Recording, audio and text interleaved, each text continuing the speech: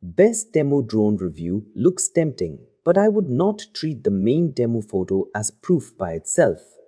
This keyword has a strong buyer signal, so the important part is filtering hype from real proof. For this trust comparison item, I would check three things before buying. First, whether the listing shows the real size and material. Second, whether buyer photos match the promise. And third, whether low-star reviews repeat the same complaint.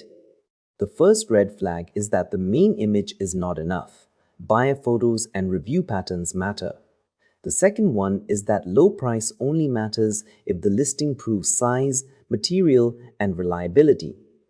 If those show up more than once, the low price stops being the main point.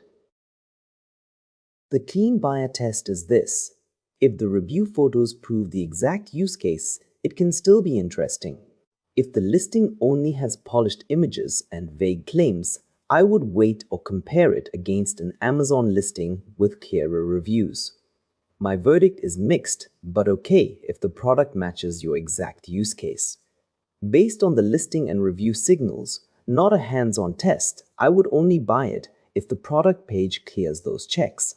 Comment the next Temu product you want checked, and I will run the same buyer research filter before you waste money on it.